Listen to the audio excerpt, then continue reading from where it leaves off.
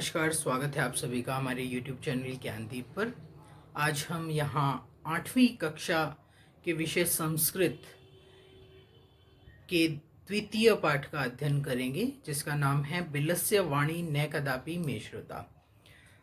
इस पाठ का जो मूल ग्रंथ है वो पंचतंत्र है। पंचतंत्र के तृतीय तंत्र काकोल्लुकीयम से ये उद्धृत है और इसके रचयिता श्री विष्णु शर्मा जी हैं, जिन्होंने राजा अमर शक्ति के पुत्रों को शिक्षित करने के लिए राजनीति और समाजशास्त्र का ज्ञान प्रदान करने के लिए इस ग्रंथ की रचना की।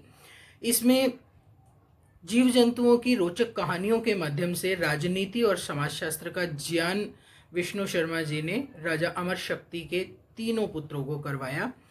और आज हमारा जो पाठ है ये बिलस्य वाणी न कदापि मे श्रुता, इसके माध्यम से हमें ये शिक्षा मिलती है कि आने वाले समय के विषय में विचार करके जो व्यक्ति कार्य करता है, पहले से ही जो उसके लिए सज्ज रहता है, तैयार रहता है, वो व्यक्ति सुखी होता है। और जो व्यक्ति आने वाले समय के विषय में विचार नहीं करता, उसके विषय में कोई उपाय नहीं करता, वो व्यक्ति सदैव ही दुखी रहता है।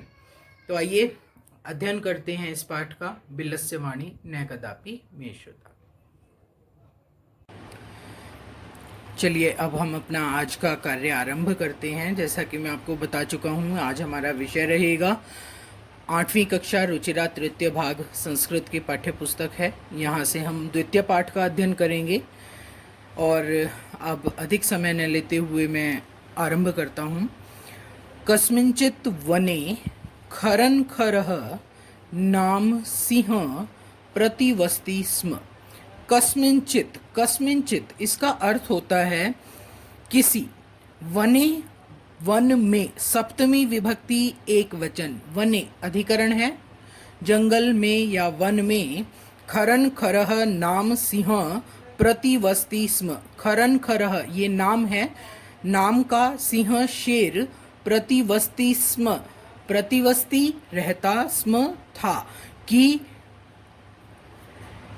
किसी वन में। खरनखरः खरनखर नाम, नाम का, सिंह शेर, प्रतिवस्ति स्म रहता था। सह वह कदाचित् इतः ततः परिभ्रमन् क्षुधार्तः न किंचिद् अपि आहारं प्राप्तवान्। सह वह कदाचित किसी समय, इतः ततः परिभ्रमण इधर उधर घूमते हुए, क्षुधार्त भूख से व्याकुल, न नहीं, किंचित कोई, अपि भी, आहारम प्राप्तवान कि एक बार वह भूख से व्याकुल इधर उधर घूम रहा था, परंतु उसे कोई भी आहार प्राप्त नहीं हुआ। मैं फिर रिपीट करता हूँ। सह वह कदाचित किसी समय, इतः ततः इधर उधर, परिभ्रमण घूम रहा था, क्षुधार्तः यहाँ दो शब्द हैं, क्षुधा जमा आर्तः, अर्थात क्षुधा भूख से, आर्त पीड़ित हुआ कि वह किसी समय भूख से पीड़ित हुआ या भूख से व्याकुल इधर उधर घूम रहा था, लेकिन न नहीं, किंचित अपि कोई भी, आहारम भोजन या आहार, प्राप्तवान उसे प्राप्त नहीं हुआ। ततः तब, सूर्यास्त समये, सूर्यास्त के समये, समय में, या अर्थात संध्या काल में भी हम इसको कह सकते हैं कि तब सूर्यास्त समय में, एकाम एक, महतीम बड़ी, गुहाम गुफा को, दृष्टवा देखकर, सह वह, अचिंतयत, अचिंतयत का अर्थ है विचार करने लगा या सोचने लगा। तब सूर्यास्त के समय में, एकाम एक, महतीम बड़ी, गुहाम गुफा को, दृष्टवा देखकर, सह वह, अचिंतयत विचार करने लगा, चिंतन करने लगा। नूनम अवश्य ही, एतस्याम इस गुहायाम, गुफा में, रात्रौ रात्रि में, कोऽपि जीवः आगच्छति, कोऽपि कोई, जीवः जीव, आगच्छति आएगा, अवश्य ही इस गुफा में रात्रि को कोई जीव आएगा। अतः अत्र एव, दो शब्द हैं, अत्र जमा एव, अत्र जमा एव, अत्र एव, अत्रैव संधि हुई है। इसका अर्थ है यहाँ ही, निगूढ़ो छिपकर या जाकर, भूत्वा तिष्ठामि यहाँ ही छुपकर बैठता हूँ या यहाँ ही बैठता हूँ। इति ऐसा उसने विचार किया। इति का अर्थ होता है इस प्रकार से कि ऐसा उसने विचार किया। उम्मीद करता हूँ यहाँ तक आपको समझ आया होगा। आगे चलते हैं। एतस्मिन् अंतरे गुहायाः स्वामी दधिपुच्छः नाम शृगालः समागच्छत्। एतस्मिन् अंतरे, इसी बीच, अंतरे का मतलब बीच, एतस्मिन् इसी समय में या इसी बीच में, इसी मध्य, गुहायाः स्वामी, गुहायाः गुफा का, स्वामी स्वामी, दधिपुच्छः नाम शृगालः समागच्छत्। गुफा, इसी बीच गुफा का स्वामी दधिपुच्छ नाम का शृगाल समागच्छत, वहां आ पहुंचा या वहां आ गया। कि शृगाल जो है, शृगाल गीदड़ से अभिप्राय है, तो शृगाल गीदड़ होता है। एतस्मिन् अंतरे गुहायाः स्वामी दधिपुच्छः नाम शृगालः समागच्छत्। इसी बीच गुफा का स्वामी दधिपुच्छ नामक शृगाल या गीदड़ समागच्छत्, वहां आ पहुंचा। सह च यावत् पश्यति तावत् सिंह पद पद्धति गुहायां प्रविष्टा दृश्यते, न च बहिर्आगता। सह वह, च और, यावत जब, पश्यति देखता है, तावत तब, सिंह पद पद्धति। पहले मीनिंग समझ लीजिए, फिर इसका हिंदी अनुवाद देख लेंगे, सरलार्थ कर लेंगे। पहले मैं आपको वर्ड वाइज मीनिंग बता रहा हूँ, शब्दार्थ करवा रहा हूँ, तो पंक्ति के साथ ही हम इसके पहले शब्दार्थ समझेंगे, फिर इसका अनुवाद अन्वय के अनुसार करेंगे। अन्वय मैंने पहले भी एक बार उल्लेख किया था जब हमने पहला पाठ सुभाषितानी का अध्ययन किया था। अन्वय होता है कि वचनानुसार शब्दों को क्रमबद्ध तरीके से लगाना अन्वय कहलाता है। तो अब चलते हैं और समझते हैं शब्दों को, अर्थों को।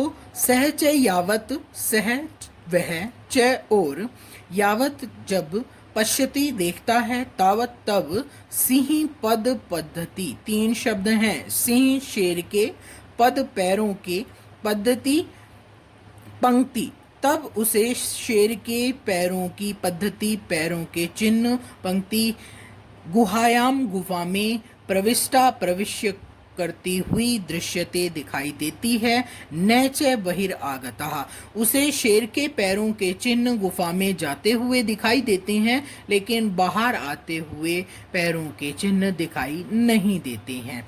तो देखिए कि और वह जब देखता है तो उसे शेर के पैरों के निशान, पैरों की पंक्ति गुफा में प्रविष्ट करती हुई दिखाई देती है, लेकिन बाहर आते हुए पैरों के चिन्ह दिखाई नहीं देते हैं। बहिर्आगता, ये दो शब्द हैं, बहि जमा आगता, बहि जमा आगता। बहि का अर्थ बाहर, आगता मतलब आते हुए, कि बाहर आते हुए उसे शेर के पैरों की चिन्ह दिखाई नहीं देते हैं। शृगालः अचिंतयत, शृगाल या गीदड़ अचिंतयत विचार करता है या सोचता है।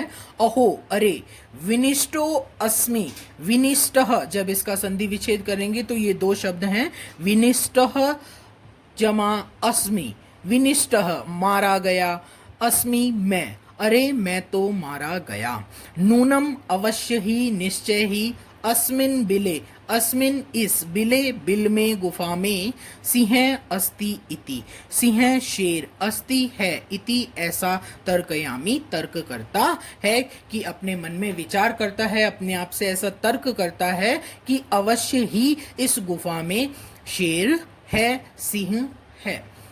तत् किम करवाणी, तत् तब, किम क्या, करवाणी करना चाहिए, तब क्या करना चाहिए। देखिए, शेर के पैरों के चिन्हों को देखकर गीदड़ ने अनुमान किया कि निश्चय ही इस गुफा में शेर है, और यदि अब मैं इस गुफा में प्रवेश करता हूँ तो निश्चय ही मैं मारा जाऊंगा। ऐसा विचार करके गीदड़ ने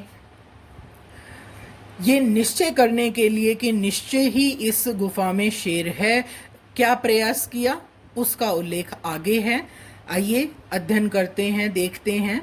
एव विचिन्त्य, एव ऐसा, विचिन्त्य विचार, एव विचिन्त्य ऐसा विचार करके, दूरस्थः रवम कर्तुम आरब्धः, दूरस्थः दूर से ही, रवम शब्द आवाज, कर्तुम आरब्ध करनी आरंभ की। देखिए, गीदड़ ने विचार किया कि निश्चय ही शेर के पंजों के निशान गुफा में प्रवेश करते हुए पदपति दिखाई दे रही है, लेकिन बाहर आते हुए पैरों के चिन्ह नहीं दिखाई दे रहे हैं। तो उसने निश्चय करने के लिए कि शेर गुफा में ही है, बाहर नहीं गया है, ये एक उपाय किया और उसने बाहर से ही शब्द करना आरंभ किया। क्या किया? दूर से ही उसने आवाज कर लगाना आरंभ किया, दूर से ही उसने शब्द करना आरंभ किया। क्या कहा उसने? भो बिल, भो अरे, बिल गुफा, या बिल भी आप कह सकते हैं और इसको गुफा भी कह सकते हैं। अरे गुफा, अरे गुफा, किम क्या, न नहीं, स्मरसी स्मरण है, कि क्या तुम्हें स्मरण नहीं है, यत मया, यत मया त्वया सह समयः कृतो अस्ति, यत यदा अहम बाह्यतः प्रति आगमिष्यामि तदा त्वं माम आकारिष्यसि। अब देखिए, यहां उसने क्या कहा? यत मया, कि, यत का अर्थ है कि, मया मैंने, त्वया तुम्हारे, सह साथ, समयः शर्त, यहां समयः का अर्थ है शर्त, शर्त। किम न स्मरसी, क्या तुम्हें स्मरण नहीं है, यत मया, यत जब, मया मैंने, त्वया तुम्हारे, सह साथ, शर्त, समय शर्त, कृतो अस्ति, कृतो अस्ति की थी, की, यत की, यदा जब, अहम मैं, यहां संधि हुई है, यदा जब, जमा अहम मैं, अहम का अर्थ होता है मैं और यदा का अर्थ है जब, जब मैं बाह्यतः, बाह्यतः का अर्थ होता है बाहर से, प्रति आगमिष्यामि बाहर से वापस लौटूंगा या बाहर से वापस आऊंगा, तदा तब, त्वम तुम, माम मेरा या मुझे, आकारिष्यसि तब तुम मुझे, आकारिष्यसि का अर्थ होता है पुकारोगे या पुकारोगी, कि तब तुम मुझे पुकारोगे। कि अब ये देखिए, निश्चय करने के लिए गीदड़ गुफा से बातें कर रहा है कि अगर सिंह इसमें होगा तो निश्चय ही मेरी बात को सुन करके शब्द करेगा या कुछ ऐसा संकेत करेगा जिससे कि मुझे ये निश्चय हो जाएगा कि इसमें सिंह है और मैं अपने प्राणों की रक्षा करता हुआ यहाँ से पलायन कर जाऊंगा। तो इसी के विषय में विचार करके गीदड़ ने ऐसा गुफा से कहा।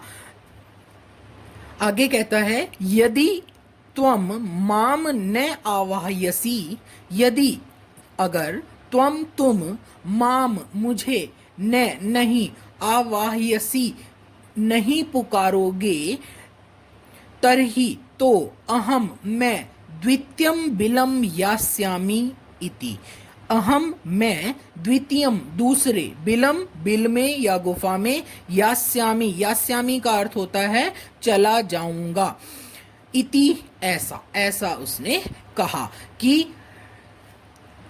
अरे बिल, अरे बिल, किम न स्मरसि, क्या तुम्हें याद नहीं है, स्मरण नहीं है, यत मया त्वया सह समयः कृतो अस्ति, जब मैंने तुम्हारे साथ शर्त की थी या की है कि जब मैं बाहर से वापस लौटूंगा तब तुम मुझे पुकारोगे, यदि तुम मुझे नहीं पुकारोगे तो मैं दूसरे बिल में चला जाऊंगा, ऐसा उस गीदड़ ने कहा। अथ एतत् श्रुत्वा सिंह अचिंतयत, अब जो है उस गीदड़ की बातें शेर गुफा के अंदर बैठा हुआ सुन रहा था, और उसने फिर क्या विचार किया, ये उसका अंश है। अथ एतत् श्रुत्वा, अब यहां भी संधि हुई है, देखिए, एतत् जमा श्रुत्वा,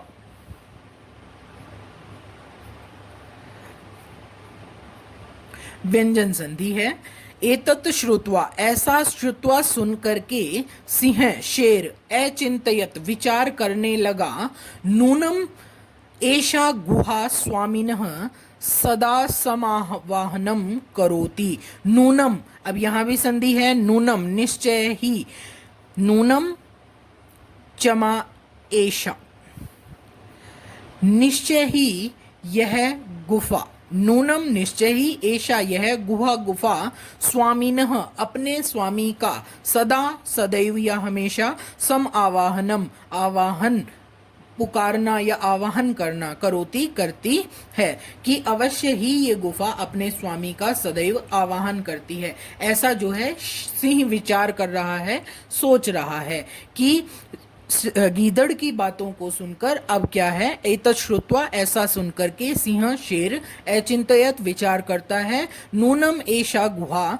नूनम अवश्य ही, एषा यह गुफा स्वामिनः स्वामी का, सदा सदैव समावाहनम करोति आवाहन करोति करती है, परंतु मद भयात, मद मेरे, अब शेर विचार कर रहा है कि गुफा मेरे भय से अपने स्वामी का आज आवाहन नहीं कर रही है, कि परंतु मद भयात, मद मेरे, भयात भय से, न नहीं, किंचित कुछ वदती बोल रही है, कि अब परंतु अब ये गुफा मेरे भय से कुछ भी नहीं बोल रही है। अथवा साध्विदम उच्यते, अथवा साध्विदम, अब ये भी संधि हुई है, देखिए, साधु जमा इदम, दो शब्द हैं यहां, साधु जमा इदम। साधु का अर्थ है ठीक ही, इदम यह, उच्यते कहा गया है, साधु का अर्थ होता है उचित या सही, इदम यह, कि यह सही कहा गया है, उच्यते का अर्थ है कहा गया है, अथवा उचित ही कहा गया है। क्या कहा गया है, देखिए श्लोक है, भयत्रस्त मनसाम हस्तपादादिकाः क्रिया प्रवर्तन्ते न, वाणी च विपतुश्च अधिको भवेत्। भयत्रस्त मनसाम हस्तपादादिका क्रिया प्रवर्तन्ते न, वाणी च विपतुश्च अधिको भवेत्। अब यहाँ देखिए क्या कह रहा है, कि भय से त्रस्त, डरे हुए या व्याकुल हुए मनसाम, मन वाले व्यक्ति के या मन वाले के, हस्त पाद आदि का, यहाँ देखिए संधि, हस्त पाद आदि का, हस्त का अर्थ होता है हाथ, पाद का अर्थ होता है पैर, आदि का आदि की, आदि अंगों की, क्रियाएं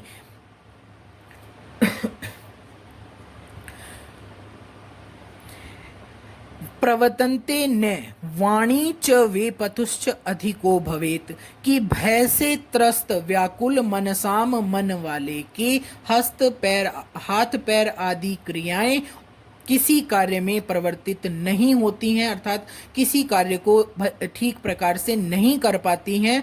और वाणी च वेपथुश्च अधिको भवेत, वाणी का अर्थ वाणी आवाज, च और वेपथु, वेपथु का अर्थ होता है कंपन, च का अर्थ फिर यहाँ और, अधिको भवेत, अधिको अधिक, भवेत होता है।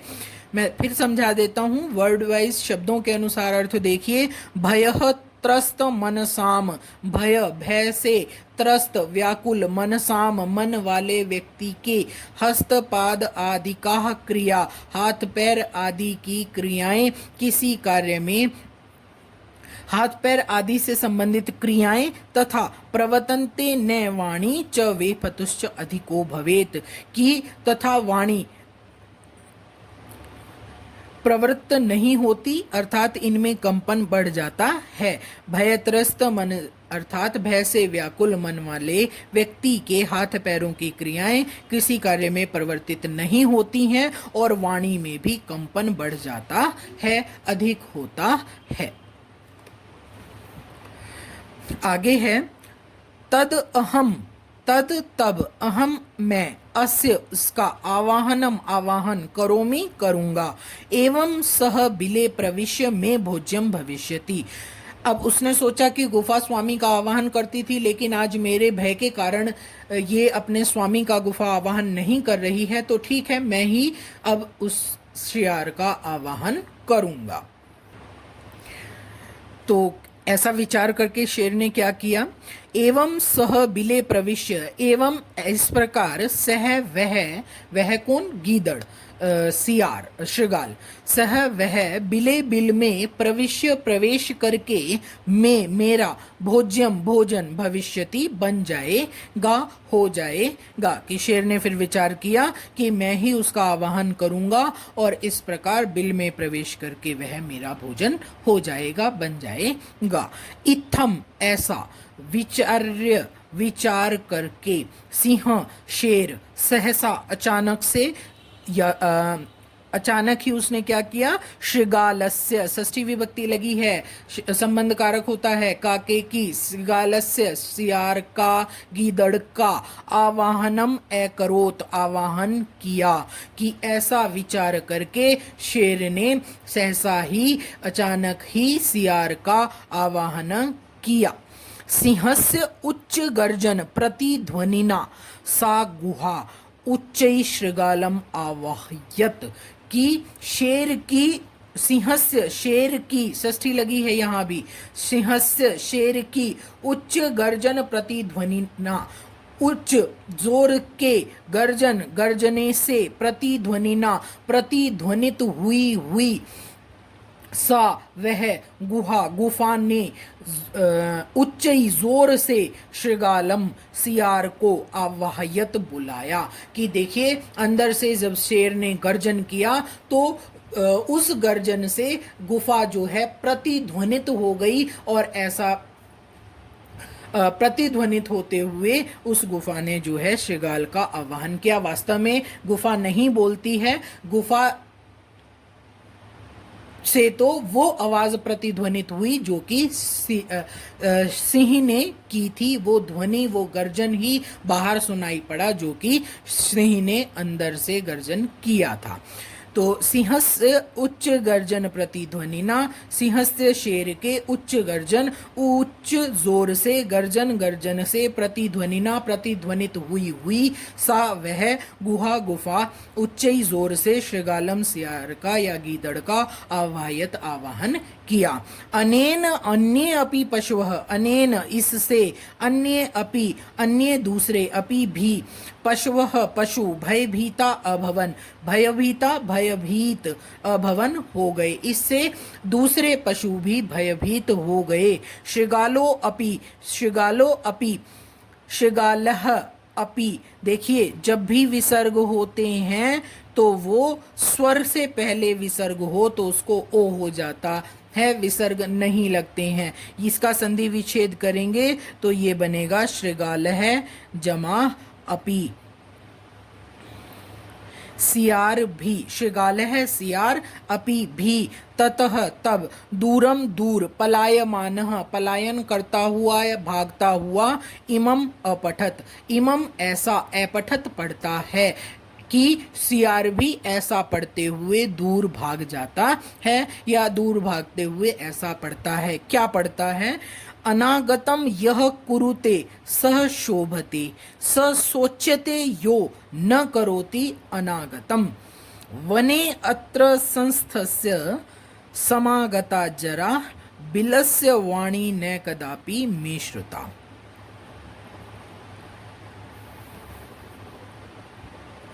देखिए, अनागतम, अनागतम का अर्थ होता है कि आने वाले कल के विषय में।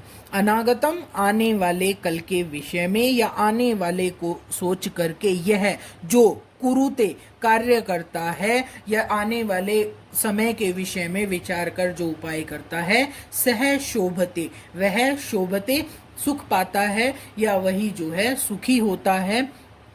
स सोच्यते यो न करोति अनागतम, यहां भी देखिए संधि हुई है, करोति जमा अनागतम, करोति जमा अनागतम, ये संधि हुई है यहां।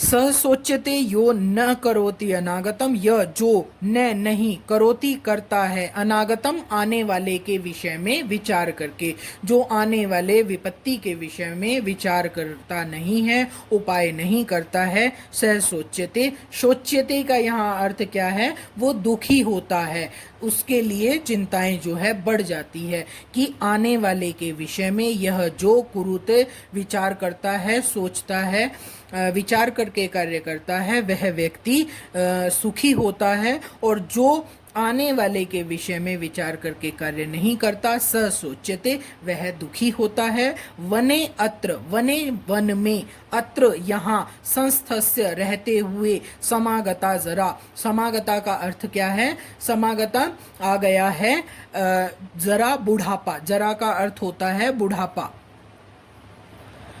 बुढ़ापा। वने अत्र जंगल में, अत्र यहाँ, संस्थस्य रहते हुए, समागता आ गया है, जरा बुढ़ापा। परंतु क्या कह रहा है कि बिलस्य वाणी न कदापि मे श्रुता, बिलस्य बिल की, वाणी आवाज, न नहीं, कदापि कभी भी, में मेरे द्वारा, श्रुता सुनी गई, कि बिल की आवाज को मैंने कभी नहीं सुना है। यहाँ कहने का अभिप्राय क्या है और इस पाठ से क्या शिक्षा मिलती है? यही इस पाठ की मूल शिक्षा है कि हमें सदैव ही आने वाले समय के विषय में विचार करके ही कार्य करना चाहिए। जो व्यक्ति आने वाले समय के विषय में विचार करके कार्य नहीं करता, वह सदैव ही दुख पाता है। जिस प्रकार सियार ने अपनी बुद्धिमता से अपने प्राणों की रक्षा की और उस गुफा में प्रवेश न करते हुए ये निश्चित कर लिया कि निश्चय ही इस गुफा में सिंह है, परंतु सिंह ने बुद्धिमता से कार्य नहीं किया और आवाज की, शब्द की, गर्जना की, जिससे कि अन्य पशु भी उसके डर से वहां से भाग गए। और यही इस पाठ की शिक्षा है कि हमें सदैव ही आने वाले कल के विषय में विचार करके कार्य करना चाहिए। उम्मीद करता हूँ कि आप सभी को ये पाठ समझ में आ गया होगा। प्रयास किया है कि सभी शब्दों का अर्थ आपको बता सकूं, फिर भी कुछ अगर रह गया है तो आप कमेंट करके पूछ सकते हैं। किसी भी प्रकार के संदेह शंका की स्थिति में आप मुझे निश्चित रूप से संपर्क करें और बताएं। धन्यवाद।